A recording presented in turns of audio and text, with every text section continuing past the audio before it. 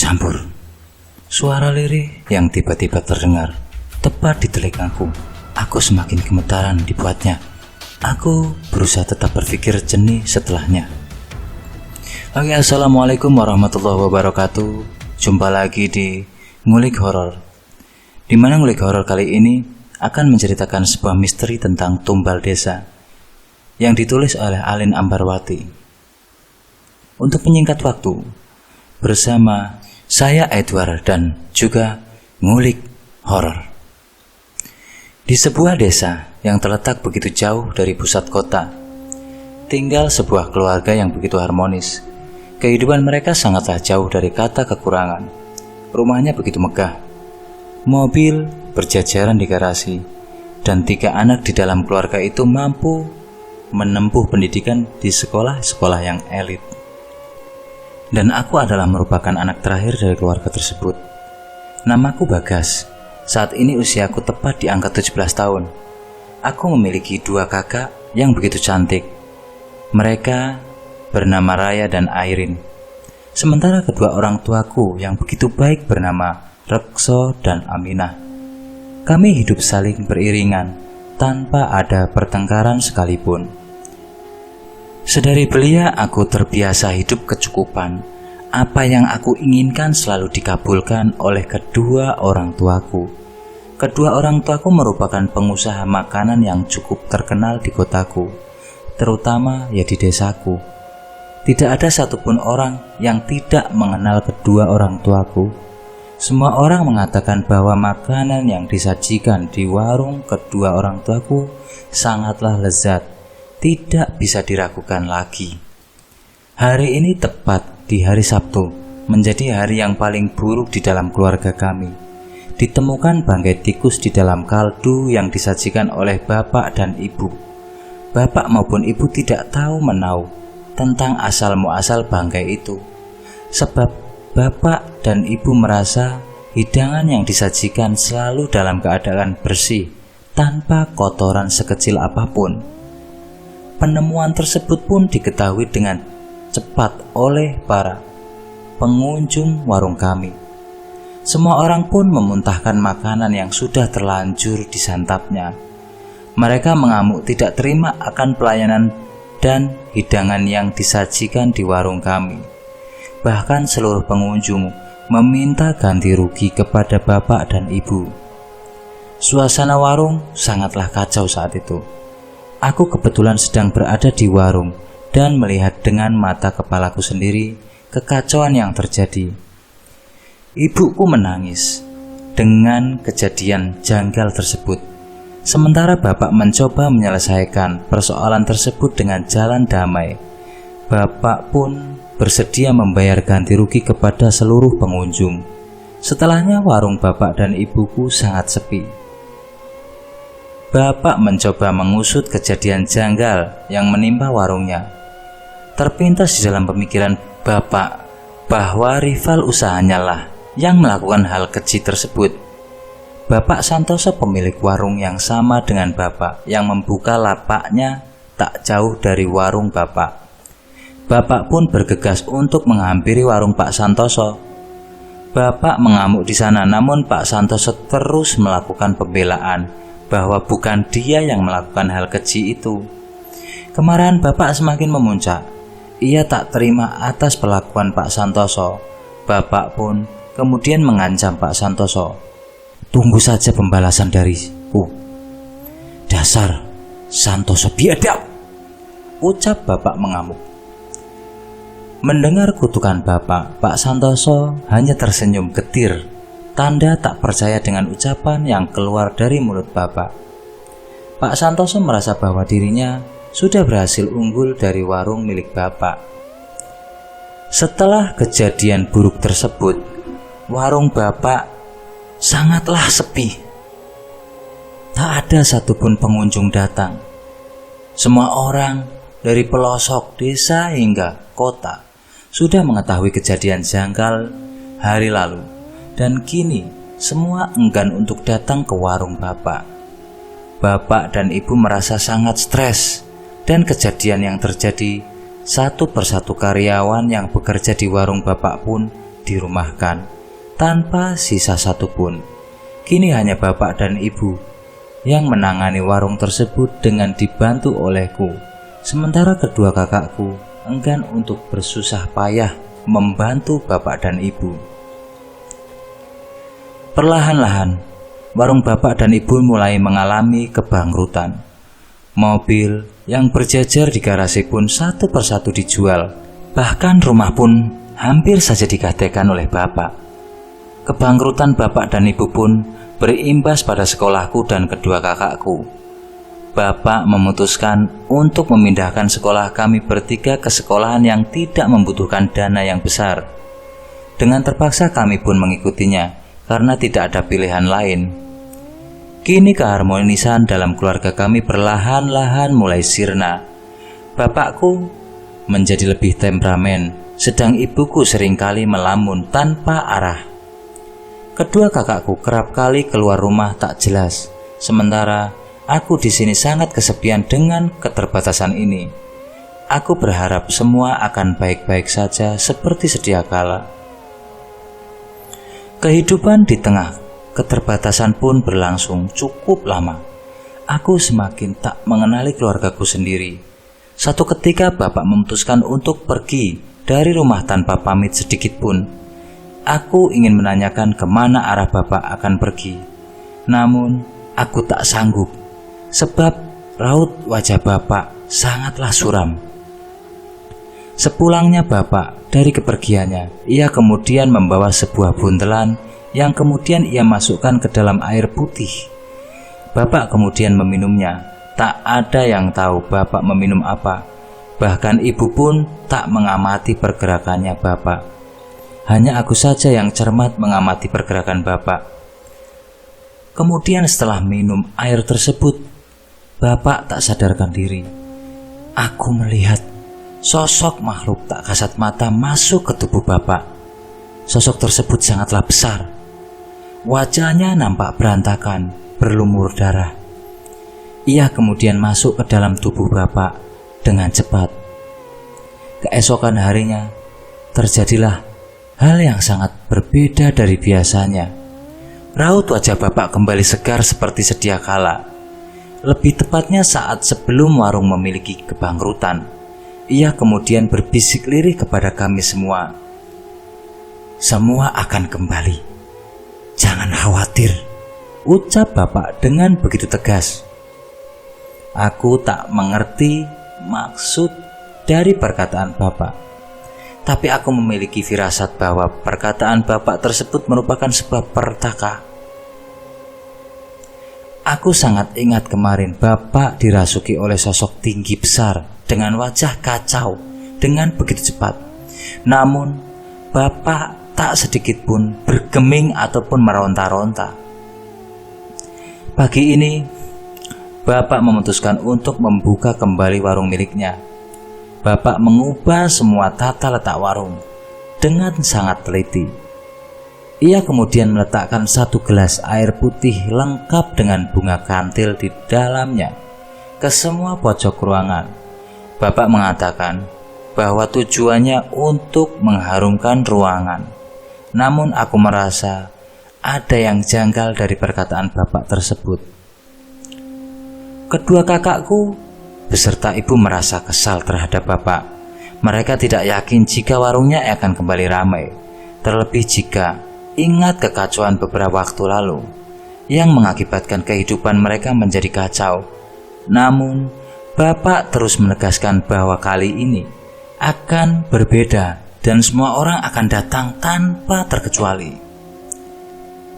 Benar saja, belum genap 1 jam membuka warung, satu persatu orang sudah berbondong-bondong untuk berdatangan. Aku sendiri begitu heran, sebab ya, bapak itu tidak memasang iklan ataupun sejenisnya. Kedua kakakku bahkan tidak merasa curiga terhadap hal tersebut, melainkan mereka begitu senang. Itu artinya kehidupan mereka yang kaya raya akan perlahan-lahan kembali.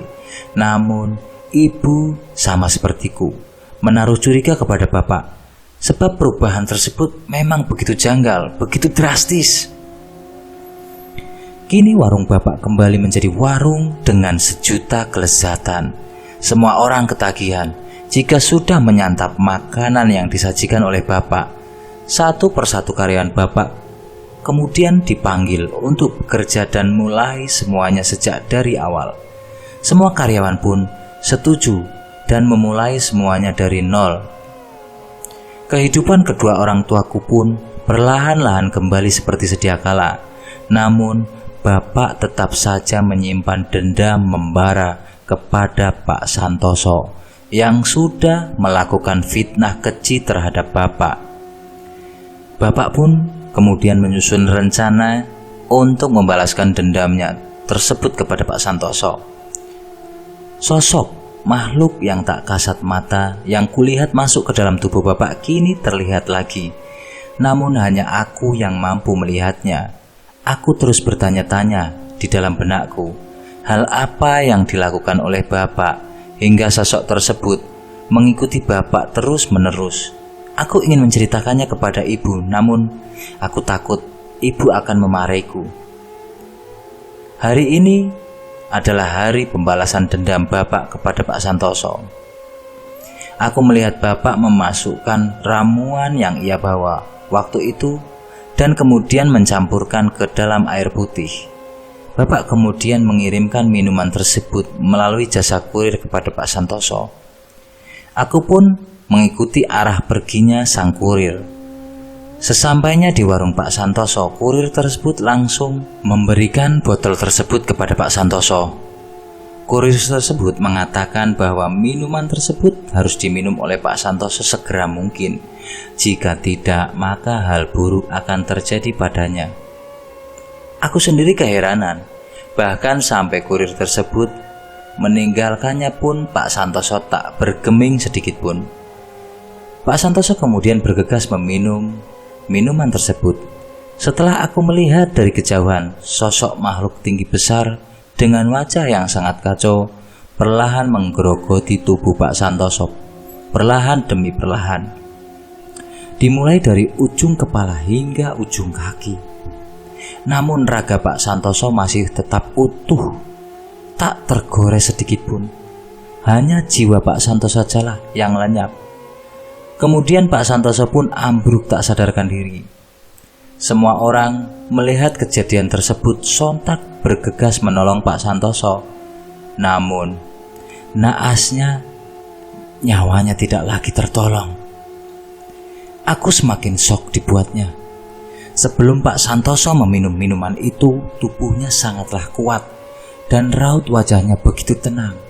Namun setelah ia menenggak minuman dari bapak, ia menjadi manusia yang begitu lemah dan kemudian ambruk hingga meregangkan nyawa.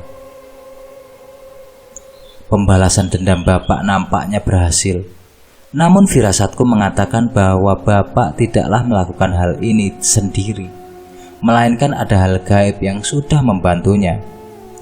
Aku kerap kali menyaksikan hal ganjil dalam diri bapak, namun aku memilih untuk diam dan kembali melanjutkan hidup. Namun jika aku terus saja diam, maka hal tersebut akan terjadi untuk jangka waktu yang sangat panjang. Namun jika aku berbicara dengan ibu sekarang, maka aku hanya akan ditertawakan dan diejek oleh ibu. Aku pun memutuskan untuk tetap diam sembari mencari kebenaran atas hal-hal buruk yang nampaknya akan terus bapak lakukan. Hari demi hari aku lewati dengan sejuta rasa takut yang terus saja menggerogotiku. Tiap kali aku menatap bapak, aku selalu melihat sosok makhluk itu. Sedangkan bapak itu nampak tidak sadar akan kehadiran sosok itu. Semakin hari warung bapak semakin ramai. Terlebih semenjak Pak Santoso meninggal, semua orang tidak memiliki pilihan lain selain mampir ke warung milik bapak. Bapak dan ibu senang dengan kembalinya kekayaan mereka perlahan demi perlahan. Aku semakin ketakutan dengan perubahan ini. Aku pun mencoba untuk memberitahu kedua kakakku tentang ketakutan dan kecurigaanku terhadap bapak. Namun, kedua kakakku acuh tak acuh dengan apa yang aku katakan. Kak, aku curiga kepada bapak. Warung yang awalnya sepi dan bangkrut dan sekejap bisa ramai lagi. Kekayaan bapak yang semua nihil dengan sekejap bisa kembali pulih. Apakah kakak tidak merasa ada yang janggal? Tanyaku kepada kedua kakakku. Sudahlah Gas, kamu nikmati saja kehidupan kamu yang enak ini. Udah untung bapak dan warungnya segera bangkit lagi. Bayangin, kalau selamanya bangkrut, kamu mau hidup jadi gelandangan di jalan, ujar kedua kakakku dengan nada yang semakin tinggi. Tapi kak, aku curiga kalau bapak melakukan hal di luar nalar manusia. Belakangan ini, aku juga sering melihat bapak dengan bayangan sosok makhluk tak kasat mata yang terus melekat di diri bapak. Aku takut kak, ujarku. Sudahlah, jangan berpikir aneh-aneh, percaya saja sama bapak. Sudahlah kamu bantu saja bapak dan ibu di warung. Jangan kebanyakan menghayal, tidak jelas, ucap kedua kakakku. Nampaknya percuma saja aku berbincang kepada kedua kakakku. Mereka tak percaya satupun ucapanku tentang bapak. Aku tidak punya pilihan lain selain menceritakan kejanggalan yang kulihat selama ini kepada ibu. Aku sendiri berharap ibu tidak bersikap seperti kedua kakakku, dan semoga ibu bisa paham dengan apa yang aku katakan. Di sisi lain, aku kerap kali melihat tingkah aneh bapak. Ia kerap kali memasukkan ramuan aneh ke dalam air minum dan kemudian memberikannya kepada orang-orang seperti yang sudah bapak incar sebelumnya. Aku semakin khawatir dengan apa yang dilakukan oleh bapak. Semoga tidak ada lagi korban, cukup Pak Santoso saja. Namun harapan, tinggallah harapan. Nampaknya bapak akan memberikan minuman itu kepada pelanggan yang di warung. Aku tidak begitu mengenal pelanggan itu. Pelanggan itu wanita dengan paras yang cukup ayu. Ia pun segera mungkin meminum minuman yang bapak suguhkan. Nampaknya ia sangat kehausan. Setelah meminum air tersebut, aku melihat sosok tinggi besar dengan wajah kacau merasuk ke tubuh wanita itu dan kemudian menggerogoti jiwanya, sama persis seperti kejadian Pak Santoso hari lalu. Wanita tersebut pun ambruk tak sadarkan diri. Bapak pura-pura panik dengan kejadian tersebut untuk menghilangkan curiga dari seluruh pengunjung. Bahkan bapak sempat menelpon mantri untuk datang memberikan pertolongan. Namun naas, nyawa wanita tersebut tidak tertolong. Anehnya tuh, semua pengunjung beranggapan bahwa wanita itu meninggal karena serangan jantung. Padahal sebenarnya tidak demikian. Ia merupakan kali kedua aku melihat kejadian janggal yang diperbuat oleh bapakku sendiri, tepat di depan mataku. Aku semakin yakin bahwa bapak melakukan hal yang tidak sepatutnya ia lakukan. Hal yang paling aku khawatirkan pun perlahan-lahan mulai terlihat, benang merahnya. Namun aku tidak boleh berasumsi lebih jauh sebelum aku mengetahui kebenaran yang sebenarnya. Aku pun memberanikan diri untuk bertanya kepada ibu. Aku berharap ibu mengetahui hal ini. Aku pun berharap semuanya sebelum terlambat. Aku pun langsung memanggil ibu dan saat itu sedang membantu juru masak warung di dapur. Ibu bergegas, ada yang ingin ditanyakan kepada ibu. Bolehkah? Tanyaku lirih. Ada apa nak? Ucap ibu. 2 hari ini Bagas melihat kematian yang tidak wajar yang disebabkan oleh bapak bu. Ucapku dengan nada yang begitu ketakutan. Shh, kamu jangan mengada-ngada Gas. Bapakmu tidak mungkin membunuh. Lagian 2 hari ini Bapak selalu bersama Ibu, ucap Ibu. Bukan Bapak, Bu, tapi makhluk tinggi besar yang melekat di tubuh Bapak, ucapku semakin ketakutan. Makhluk apa yang kamu maksud, Gas? Tanya Bapak. Makhluk tak kasat mata, Bu. Bentuknya tinggi besar, berwarna putih, dan mukanya sangat kacau, Bu. Makhluk itu Bagas lihat pertama kali saat Bapak kembali dari kepergiannya, Bu, ucapku. Mendengar ucapan, raut wajah Ibu mendadak berubah. Ibu pun semakin penasaran dengan ucapanku. Ibu terus-menerus bertanya tentang hal-hal yang sejauh ini ku ketahui. Nampaknya Ibu benar-benar tidak tahu tentang hal ini. Aku pun menceritakan semuanya kepada Ibu. Berawal dari insiden pemfitnahan yang dilakukan oleh Pak Santoso hingga mengakibatkan Bapak mengalami kebangkrutan. Hingga suatu saat Bapak pun pergi cukup lama dari rumah, dan kepulangannya mampu mengubah kehidupan keluarga menjadi seperti sedia kala.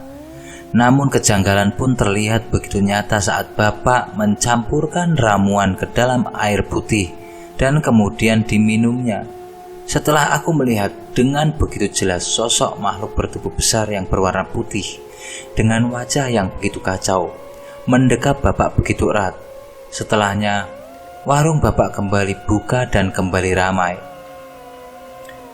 Beberapa hari setelah Bapak Santoso tewas setelah minum air yang diberikan oleh Bapak melalui kurir, setelahnya pengunjung wanita pun tewas saat ini setelah minum air yang tak jauh berbeda dengan sebelumnya. Bu, apakah Bapak melakukan kerjasama dengan jin untuk mengembalikan kehidupannya? Tanyaku penasaran. Apa kamu lihat itu benar, Nak? Kamu tidak salah, tanya Ibu dengan mata yang mulai berkaca-kaca. Benar, Bu. Bagas melihatnya dengan mata kepala Bagas sendiri dan malam keadaan sadar, ucapku.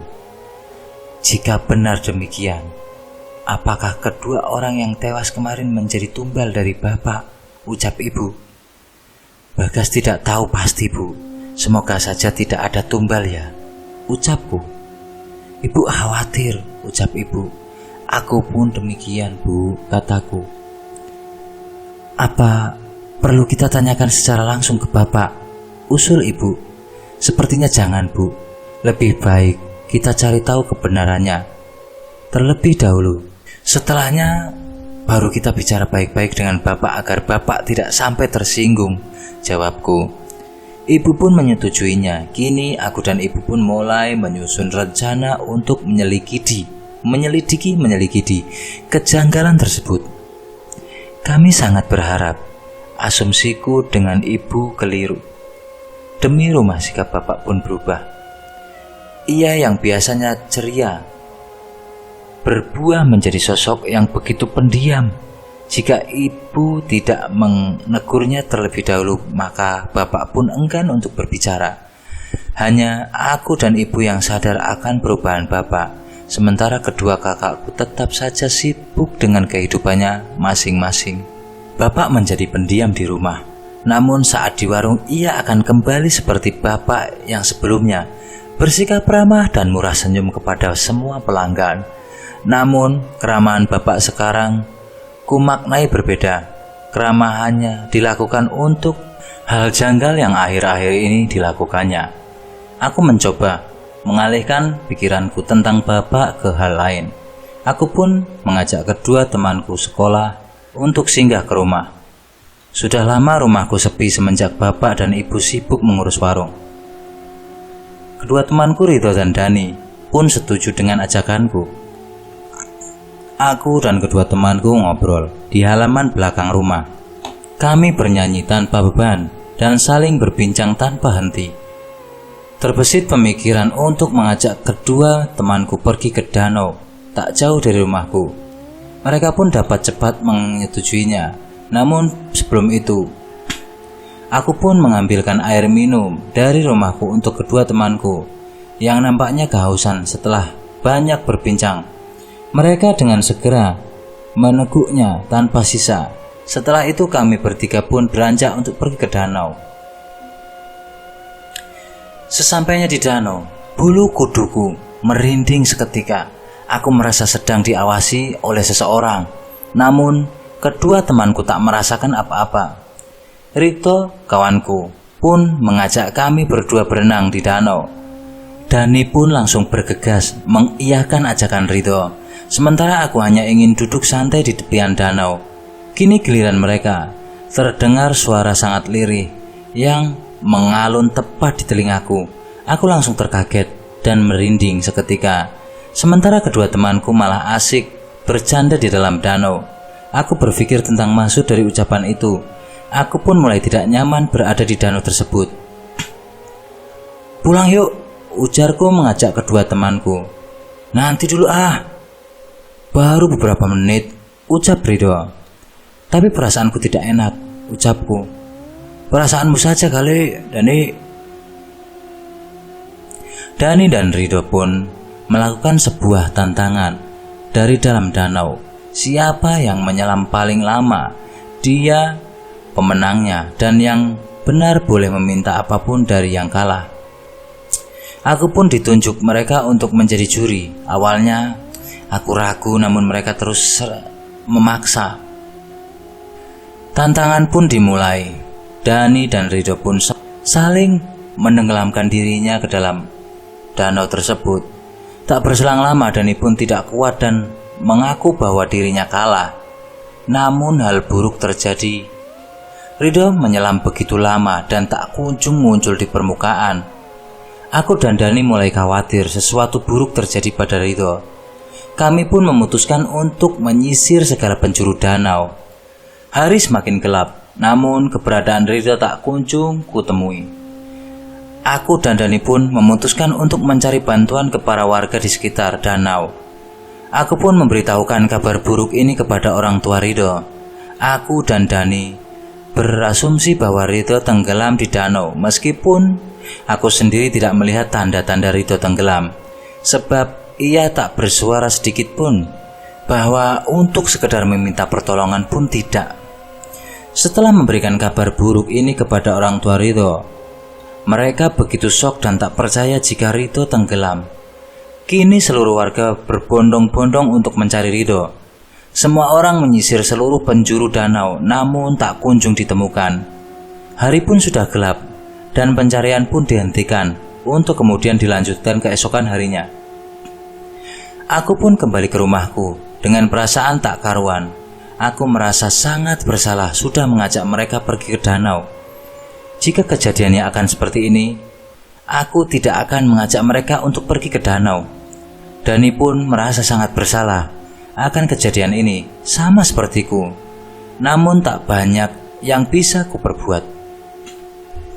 Berita tentang kehilangan Ridho di danau pun terdengar ke telinga semua orang, terutama kedua orang tuaku. Sesampainya di rumah, ibu langsung menghampiriku dan mulai menginterogasiku kejadian yang menimpa kami bertiga. Aku pun mulai menceritakan detail kejadian yang ku ketahui. Aku berharap ibuku bisa menenangkanku dan memberikan solusi terbaik. Jadi begini Bu, awalnya aku mengajak Dani dan Ridho untuk main ke rumah. Setelah itu aku beri mereka minuman kan yang ada di rumah ini. Lalu aku mengajak mereka untuk pergi ke danau sekedar menghilangkan penat. Sesampainya di sana, mereka langsung berenang berdua sementara aku tidak ikut berenang. Mereka pun melakukan challenge bertahan di dalam air. Siapa yang paling lama dialah pemenangnya. Namun setelah itu Ridho tak kunjung muncul di permukaan. Ucapku menceritakan kejadian detail kepada ibu. Belum sempat ibu memberikan tanggapan terhadap ceritaku, tiba-tiba saja bapak muncul tanpa permisi. "Baguslah jika kamu memberikan mereka minuman yang ada di rumah kita. Tenang saja Ridho, sudah ada di tempat yang mestinya kok," ujar bapak dengan raut wajah sumringah. "Maksud bapak?" ucapku. Tidak, sudah kamu lanjutkan saja pembicaraanmu dengan ibu," jawab bapak. Ada apa? Ada sesuatu dari air minum di rumah kita ya Pak? Dan apa hubungannya dengan hilangnya Ridho?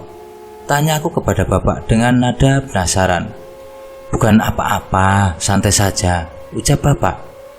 Sudah 2 hari berturut-turut Bapak membunuh Pak Santoso dan pengunjung wanita di warung dengan menggunakan air yang sudah Bapak rencanakan. Mereka tewas mengenaskan dengan cara digerogoti oleh makhluk tinggi besar berwajah kacau yang melekat di diri Bapak. Apa kejadian Ridho pun ada kaitannya dengan Bapak? Tanyaku. Apa buktinya kalau semua itu perbuatan Bapak? Ucap Bapak. Bagas melihat dengan mata kepala Bagas sendiri Pak, jawabku. Jangan berbicara yang tidak-tidak kamu Das, ucap Bapak. Apa tujuan Bapak melakukan ini? Tanyaku. Diam kamu, bentak Bapak sembari menampar wajah Bagas. Aku dan Bapak pun berseteru. Ibu yang melihat pun berusaha melerai perdebatan antara aku dan Bapak. Setelah berhasil dipisahkan oleh ibu, Bapak pun bergegas pergi keluar rumah. Sosok yang melekat di tubuh Bapak pun terus-menerus bersamanya. Ibu mencoba menasihatiku agar tidak gegabah. Jangan sampai tuduhan tanpa bukti jelas ini berimbas ke hubunganku dengan Bapak. Terlebih, Bapak sudah berusaha sekeras mungkin untuk selalu memenuhi kebutuhanku dan keluarga. Tetapi, hati kecilku mengatakan bahwa hilangnya Ridho ada kaitannya dengan Bapak. Namun, tidak ada yang bisa aku perbuat. Aku semakin tidak tenang. Selama Ridho belum ditemukan, aku sangat berharap hilangnya Ridho tidak ada kaitannya dengan Bapak. Keesokan harinya, pencarian Ridho pun dilanjutkan.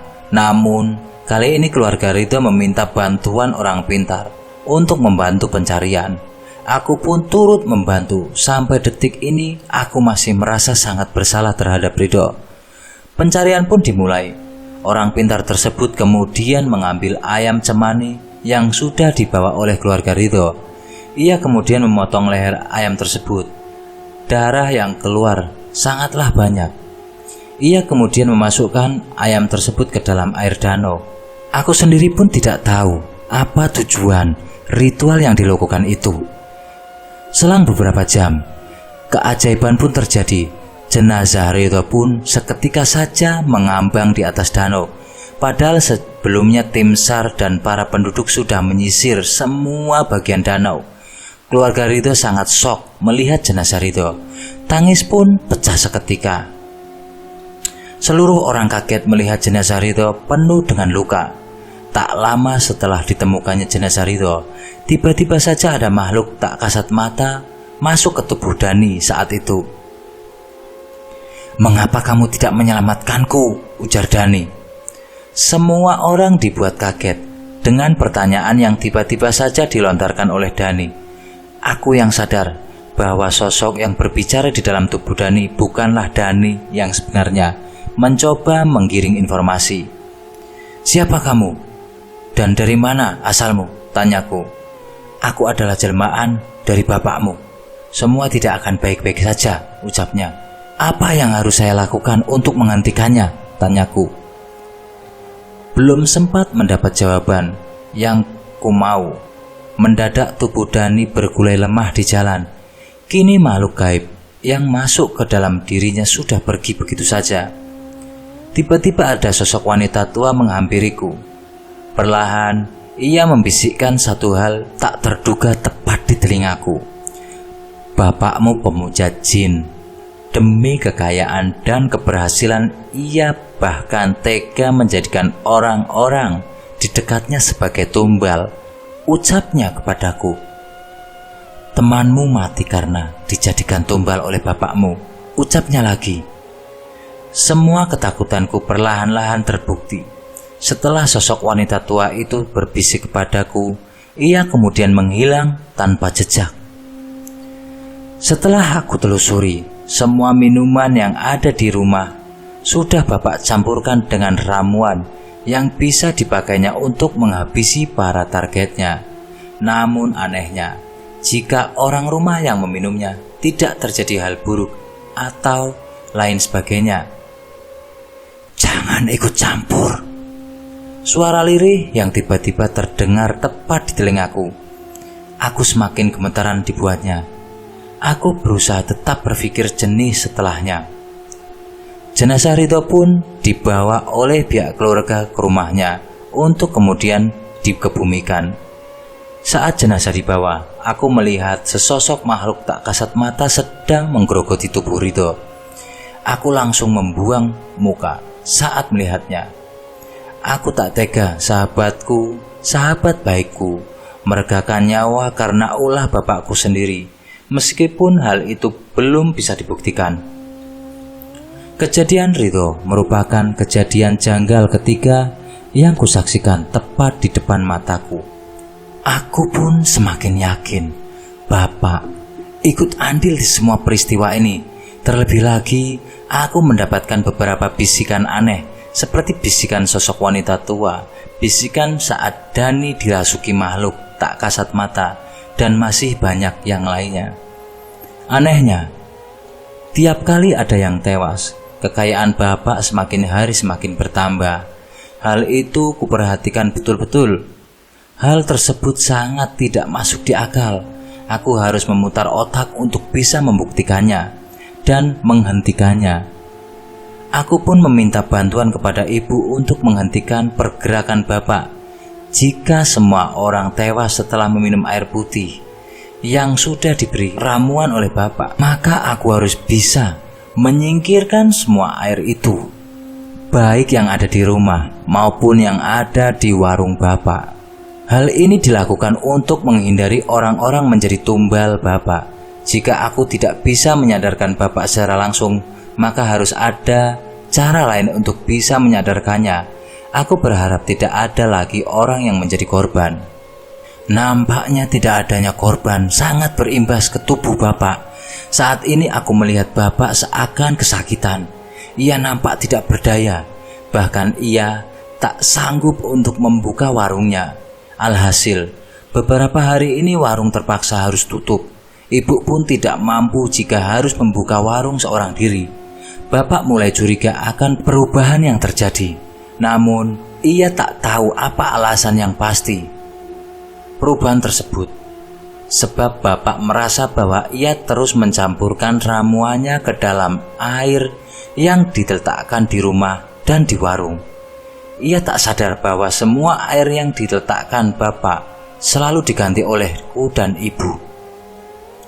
Hari ini aku melihat tubuh Bapak terkucur lemas.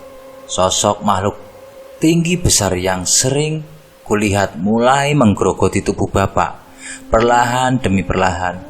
Aku semakin merasa bersalah, namun tidak ada pilihan lain. Aku dan ibu pun memutuskan untuk tidak membantu Bapak, bahkan tidak sanggup menegur Bapak saat Bapak mengalami kesakitan. Nampaknya Bapak mulai memutar otak untuk tetap bisa bertahan hidup. Tanpa sepengetahuanku dan ibu, Bapak mulai melakukan hal seperti biasanya, mencampurkan ramuan ke air. Namun saat ini Bapak memasukkannya ke dalam botol untuk diberikan kepada seseorang. Sama persis seperti kejadian Pak Santoso. Tak kusangka Bapak memberikan air tersebut kepada salah satu kakakku. Aku tidak tahu menahu akan hal itu sehingga aku tak bisa mencegahnya. Setelah salah satu kakakku diberikan minuman tersebut oleh Bapak, ia pun tewas seketika. Sama persis seperti kejadian dengan 3 korban lain. Kini Bapak sudah dibutakan oleh semuanya. Bahkan ia tak segan untuk menjadikan anak kandungnya sendiri sebagai tumbal. Ibu nampak shock saat melihat kakakku tewas mengenaskan. Bapak pun seolah-olah ikut kehilangan untuk menutupi kenyataan bahwa dialah pelakunya. Meskipun kejadian itu tidak disaksikan olehnya secara langsung, namun aku sangat yakin jika ini adalah perbuatan Bapak. Saat aku sedang melamun memikirkan nasib kakakku yang sudah menjadi tumbal keegoisan Bapak, tiba-tiba Ayah Ridho menghampiriku. Ayah Ridho menceritakan kondisi Ridho setelah dilakukan tindakan otopsi. Beliau mengatakan bahwa ada kejanggalan dengan jenazah Ridho. Tidak ditemukan satu tetes pun darah dalam tubuh Ridho. Jika Ridho benar-benar tenggelam, maka hal ini tentu tidak akan terjadi kecuali Ridho menjadi tumbal dari seseorang. "Maafkan saya, Pak," ucapku kepada ayah Ridho. "Mengapa kamu minta maaf, Gas? Ini bukan salah kamu. Saya tahu kok ini perbuatan siapa," jawab ayah Ridho. Ayah Ridho memang memiliki kekuatan supranatural, sehingga tanpa diberitahu saja ia sudah sangat paham dengan semuanya. "Bapak kamu membuat perjanjian dengan bangsa iblis, Gas," ucap ayah Ridho. "Bagas juga sudah curiga dari awal, Pak. Bagas seringkali melihat Bapak melakukan hal yang tidak semestinya, Pak. Tapi Bagas tidak tahu perjanjian apa yang Bapak buat dengan bangsa iblis dan bagaimana asal-muasalnya," ucapku. "Awalnya Bapak kamu ingin membalas dendam karena dirinya mendapatkan fitnah dari Pak Sartono. Namun, ia tidak hanya ingin membalas dendam tetapi juga ingin mengembalikan kehidupannya seperti dulu. Bangsa jin pun memberikan syarat kepada Bapak kamu, Bagas. Ia harus memberikan tumbal secara terus-menerus untuk bisa mempertahankan kekayaan tersebut. Jika lebih dari 1 minggu dia tidak kunjung memberikan tumbal, maka bukan hanya kekayaan yang hilang, namun dirinya akan menjadi tumbal untuk bangsa jin. Dengan bodohnya Bapak kamu menyetujui perjanjian itu tanpa berpikir panjang, Gas," ucap ayah Ridho. "Apa tidak ada cara untuk menghentikan itu semua, Pak?" tanyaku kepada ayah Ridho. "Ada," ucapnya. "Apa, Pak?" "Saya ingin menghentikan itu semua," ucapku. "Kamu harus menggagalkan tindakan Bapak kamu.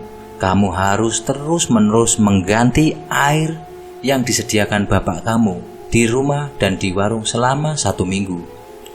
Setelah 1 minggu, kamu harus menyuruh Bapak kamu membunuh 10 ayam cemani yang kemudian darahnya dituangkan ke danau.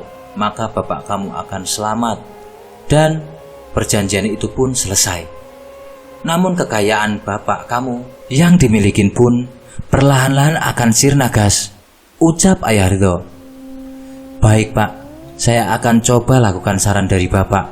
Semoga bisa berhasil," ucapku. "Kamu harus jaga ibu dan kakak kamu ya, Gas, sebab mereka bisa saja menjadi tumbal Bapak berikutnya. Karena kini Bapak kamu mulai hilang arah untuk mencari tumbal," kata ayah Ridho. Aku pun mengangguk, tanda mengerti dengan apa yang diucapkan ayah Ridho. Setelahnya ayah Ridho pun pergi. Setelah selesai memberikan semua informasi terhadapku, kini aku sudah paham apa yang harus aku lakukan. Aku harus meminta bantuan kepada ibu dan kakakku. Ibu pun setuju dengan rencanaku, namun kakakku tidak. Ia bahkan tidak percaya dengan apa yang aku katakan. Ia selalu berpihak kepada Bapak meskipun satu saudaranya sudah meregangkan nyawa karena ulah Bapak. 1 minggu ke depan, aku akan mengganti air mineral di rumah dan di warung. Aku harus melakukannya secara diam-diam agar Bapak tidak curiga. Aku pun akan bereaksi setelah Bapak selesai menyiapkan air di rumah dan di warung. Saat Bapak lengah, aku akan langsung menggantinya dengan bantuan Ibu. 3 hari berjalan dengan begitu sempurna. Aku dan Ibu terus mengganti air mineral di rumah dan di warung tanpa diketahui oleh Bapak. Dan untungnya Bapak tidak begitu memperhatikan apakah ada yang tewas setelah minum air miliknya atau tidak. Bapak hanya memastikan ia memberikan ramuan ke semua sumber air di rumah dan di warung. Setelahnya ia fokus ke warung dan harta yang diperolehnya. Setelah melewati 3 hari, Bapak pun merasa ada kejanggalan sama persis seperti kejadian sebelumnya. Ia menumbalkan kakakku, namun aku harus bermain cantik untuk kali ini. Jangan sampai Bapak menjadikan saudaraku satu-satunya atau Ibu sebagai tumbalnya. Setiap kali Bapak mulai curiga, aku selalu mengalihkan fokusnya ke hal lain. entah dengan berpura-pura banyak pelanggan yang datang atau dengan mengajaknya mengolah makanan di dapur. Sebisa mungkin aku mencoba mengalihkan perbuatannya yang terjadi di warung setelah tidak adanya korban yang berjatuhan. Beberapa hari ini aku berhasil meyakinkan bapak dengan semua ucapanku. Namun, hal tak terduga pun datang. Kakakku memberitahukan apa yang aku lakukan dengan ibu kepada bapak. Bapak pun marah besar. Ia mulai sadar bahwa ada beberapa kejanggalan yang dialaminya. Entahlah, kakakku kerasukan setan apa hingga ia menghancurkan rencanaku dengan ibu. Bapak pun memarahiku habis-habisan. Saat bapak memarahiku, aku melihat kakakku malah tersenyum puas dengan apa yang aku dapatkan. Namun aku melihat sosok wanita dengan pakaian serba putih dan wajah yang sama kacaunya dengan makhluk sebelumnya berdiri tepat di samping kakak dan ikut tersenyum puas. Aku berpikir bahwa kakakku pasti dipengaruhi oleh makhluk itu hingga menggagalkan rencanaku bersama ibu. Bapak murka dengan apa yang dilakukan olehku dan ibu. Kini bapak lebih jeli dalam segala sesuatunya. Terlebih setelah kakak membongkar semua kepada bapak. Hari ini tepat hari ke-7. Itu artinya aku dan ibu harus memanipulasi rencana bapak hari ini. Aku juga mencoba lagi untuk berbicara baik-baik kepada bapak untuk mau mengakhiri semua ini agar tidak ada lagi korban. Bapak, Bagas mohon bapak hentikan semua ini. Bagas sudah tahu bagaimana caranya mengakhiri perjanjian antara bapak dan bangsa iblis itu, Pak. Ucapku. Anak kecil tahu apa kamu? Jawab bapak. Bapak, Bagas tidak ingin ada korban lagi, terlebih lagi kalau harus mengorbankan anggota keluarga kita. Kemarin kakak sudah tewas, lalu sekarang siapa lagi, Pak? Ucapku. Tidak ada yang perlu dihentikan. Bapak tidak merasa rugi dengan perjanjian ini. Bahkan perjanjian ini sangat menguntungkan. Bapak berhasil membalas dendam ke Pak Sartono. Bapak bisa mengembalikan warung bapak. Dan yang paling utama bapak bisa kembali kaya, ucap bapak. Tapi Pak, semua itu tidak benar. Menjalin kerjasama dengan bangsa iblis sama saja dengan menyekutukan Allah. Aku tidak ingin Allah murka kepada bapak, ucapku. Tuhan yang hilang saat bapak tidak mendapatkan keadilan. Tuhan yang hilang saat dikerundung kemiskinan. Tuhan yang mana, Bagas? Jawab bapak. Tidak ada Tuhan, hanya ada bangsa iblis yang selalu ada untuk membantu bapak, ucap bapak dengan raut wajah yang sangat marah. Istighfar Pak, istighfar, ucapku. Berhenti sebut-sebut nama Tuhan, ucap bapak marah padaku. Bapak semakin tidak terkendali dan aku melihat mata bapak melotot.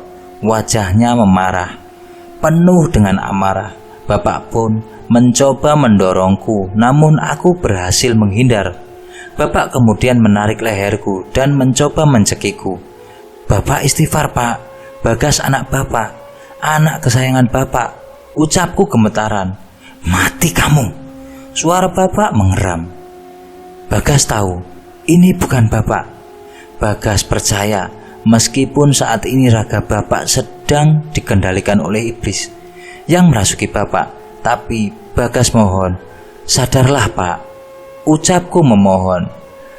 Bapak tidak mengubris omonganku. Bapak semakin kuat mencekiku.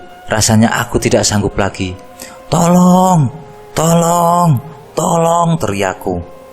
Aku berteriak sekuat mungkin. Meskipun leherku sedang tercekik oleh bapak, namun aku berusaha sekuat tenaga untuk meminta bantuan. Ibu pun mendengar teriakanku. Ibu kaget melihatku sedang dicekik oleh bapak. Ibu pun berusaha membujuk bapak agar mau melepaskan tangannya dari leherku. Kakakku pun keluar. Ia pun kaget melihatku dicekik oleh bapak. Ia membantu ibu untuk memohon agar bapak mau melepaskanku. Mendengar kegaduhan di rumahku. Semua orang pun keluar dan menghampiri keberadaanku di rumah. Semua orang kaget dan melihatku. Semua orang pun mencoba menolongku. Namun, tiap orang yang mencoba melepaskanku dari tangan Bapak akan terpental begitu jauh. Iblis yang merasuk ke dalam tubuh Bapak semakin menambah buta. Tak terselang lama, Ayah Ridho pun datang. Ia pun mencoba menolongku. Ayah Ridho mencoba melawan makhluk yang merasuk ke dalam tubuh Bapak. Ia berusaha berkomunikasi dengan makhluk tersebut. "Wahai iblis, lepaskan anak itu. Dia tidak bersalah," ucap Ayah Ridho. "Tidak, saya akan menghabisi anak ini," ucap sang iblis yang berada di tubuh Bapak. "Lepaskan sekarang, atau kamu akan saya lenyapkan bersama tuanmu," ucap Ayah Ridho.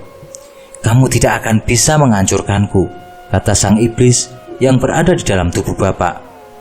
Ayah Ridho pun mulai membacakan ayat-ayat suci Al-Quran untuk mengusir iblis dalam tubuh Bapak. Ayah Ridho memang memiliki kekuatan supranatural, namun ia selalu menggunakannya melalui jalan kebenaran. Bapak nampak kesakitan. Ia pun mulai tanpa sadar melepaskanku dari cengkeramannya. Bapak mencoba mengamuk dengan menghancurkan semua benda yang ada di hadapannya dan menyerang semua orang yang datang. Namun Ayah Ridho berusaha mencegahnya dengan bacaan-bacaan ayat suci Al-Quran. Hari ini tepat hari ke-7, tinggal 1 jam lagi. 1 hari lagi akan berganti. Jika di hari ini Bapak tidak menyerahkan tumbal ke sang iblis, maka Bapaklah yang akan menjadi tumbal untuk mereka. Terjadi perkelahian sengit antara Ayah Ridho dan iblis yang ada di dalam tubuh Bapak. Ayah Ridho terpental ketika Bapak mendorongnya dengan begitu kencang. Namun Ayah Ridho tidak menyerah dan semakin mengencangkan doa-doanya. Orang yang melihat kejadian itu sangat ketakutan dan perlahan menjauh untuk menghindari pertikaian. Ayah Ridho terus berusaha mengalahkannya. Tak selang lama, tepat 1 jam setelah Ayah Ridho berhasil melumpuhkan sang iblis pun keluar dari tubuh Bapak. Bapak pun muntah darah dan kemudian tidak sadarkan diri. Nampaknya hari terakhir penyerahan tumbal pun terlewat. Sesaat setelah Bapak muntah darah dan terkucur lemas akibat pertikaian, Bapak mengeram kesakitan dan kepanasan. Semua orang tidak ada yang bisa membantunya. Aku dan ibu berusaha mendekati Bapak dan mencoba menolongnya. Namun, semua sudah terlambat. Aku melihat sosok tinggi besar dengan wajah rusak masuk ke dalam tubuh Bapak melalui jantung Bapak. Tak berselang lama, aku melihat menggerogoti Bapak. Bapak nampak kesakitan.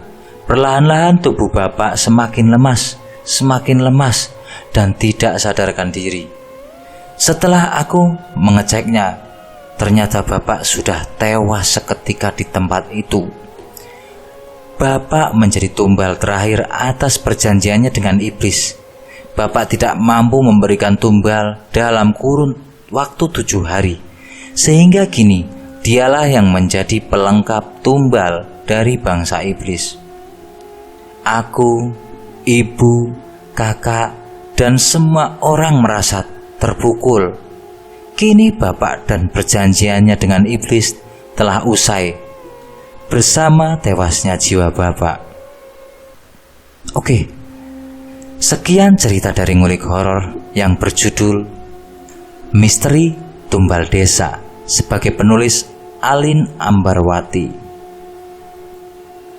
Dan jangan lupa klik subscribe, berikan komen positif atau negatif yang dapat membangun channel ini menjadi lebih baik. Sampai jumpa di cerita Ngulik Horor berikutnya. Wassalamualaikum warahmatullahi wabarakatuh.